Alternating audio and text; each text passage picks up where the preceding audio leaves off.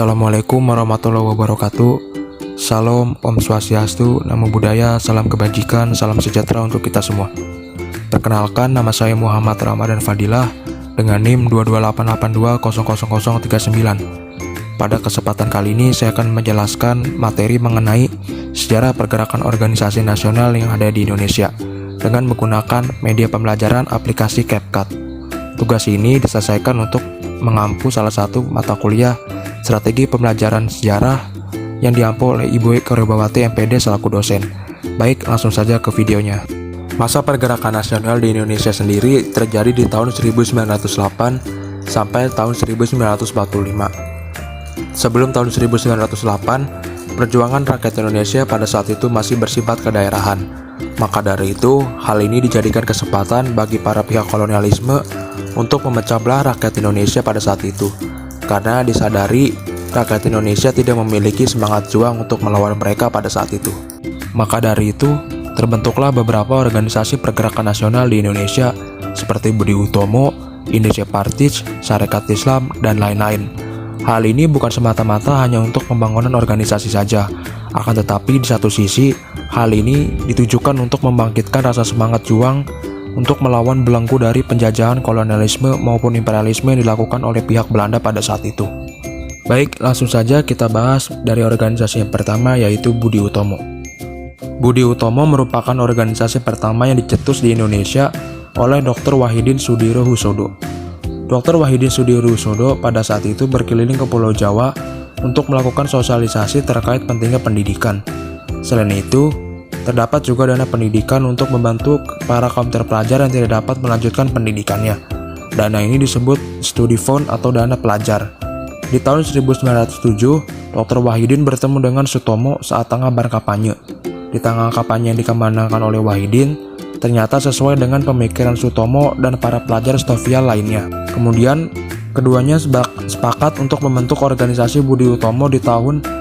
Budi Utomo merupakan organisasi pertama yang dicetus di Indonesia oleh Dr. Wahidin Sudirohusodo. Dr. Wahidin Sudirohusodo pada saat itu berkeliling ke Pulau Jawa untuk melakukan sosialisasi terkait pentingnya pendidikan. Selain itu, terdapat juga dana pendidikan untuk membantu para kaum terpelajar yang tidak dapat melanjutkan pendidikannya.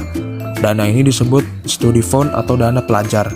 Di tahun 1907, Dr. Wahidin bertemu dengan Sutomo saat tengah berkampanye. Di tengah kampanye yang dikemanakan oleh Wahidin, ternyata sesuai dengan pemikiran Sutomo dan para pelajar Stovia lainnya. Kemudian, keduanya sepakat untuk membentuk organisasi Budi Utomo di tahun 1908, tepatnya di tanggal 20 Mei. Budi Utomo menjadi organisasi pertama yang didirikan oleh bangsa Indonesia dan beranggotakan oleh mahasiswa Stovia atau Sekolah Kedokteran Batavia. Berdirinya Budi Utomo menjadi langkah awal bagi pergerakan nasional di Indonesia sehingga ditetapkan sebagai Hari Kebangkitan Nasional di tanggal 20 Mei. Kemudian organisasi selanjutnya yaitu Sarekat Islam. Sarekat Islam didirikan oleh Haji Samanhudi di Solo pada tahun 1905. Awalnya organisasi ini bernama Sarekat Dagang Islam, kemudian diubah menjadi Sarekat Islam. Di tahun 1912, Hos Cokroaminoto ditunjuk sebagai ketua dari Sarekat Islam. Tujuan dari Sarekat Islam sendiri adalah untuk melindungi pengusaha lokal agar dapat bersaing dengan perusahaan lokal dalam bidang perdagangan batik. Seiring berjalannya waktu, Sarekat Islam menjadi besar karena semua orang boleh bergabung jika ia beragama Islam. Namun, pada tahun 1921, Sarekat Islam terpecah menjadi dua kubu, yaitu Sarekat Islam Putih dan Sarekat Islam Merah. Setelah Sarekat Islam mengalami perkembangan pesat, organisasi ini mulai disusupi dengan paham sosialisme revolusioner. Paham ini disebarkan oleh Sneflit yang mendirikan ISDV pada tahun 1914. ISDV berusaha menyebarkan pengaruhnya, akan tetapi karena paham mereka yang tidak berakar di Indonesia, akhirnya penyebaran ini kurang berhasil. Guna mengatasi hal tersebut, mereka menggunakan taktik infiltrasi atau dikenal sebagai blok di dalam. Mereka menyusup ke tubuh Sarekat Islam dengan tujuan yang sama, yaitu membela rakyat kecil dan menentang kapitalisme dengan cara yang berbeda. Usaha mereka ini rupanya membuahkan hasil. Mereka berhasil mempengaruhi tokoh-tokoh muda Sarekat Islam seperti Semaun, Darsono, Tan Malaka, dan Alimin Prawirijo. Pengaruh inilah yang kemudian menyebabkan Sarekat Islam pecah menjadi dua kubu. Sarekat Islam Putih dipimpin oleh Hos Cokroaminoto yang berpusat di Yogyakarta, sedangkan Sarekat Islam Merah dipimpin oleh Semaun yang berpusat di Semarang. Pada tahun 1923, nama Sarekat Islam diubah menjadi Partai Sarekat Islam. Perubahan ini didasari dengan adanya disiplin partai yang melarang keanggotaan rangkap. Pada tahun 1929, nama PSI berubah menjadi Partai Sarekat Islam Indonesia atau PSII karena tujuan perjuangan adalah mencapai kemerdekaan nasional. Kemudian organisasi selanjutnya yaitu Indische Partij. Indische Partij merupakan partai politik pertama di Hindia Belanda yang berdiri pada 25 Desember 1912.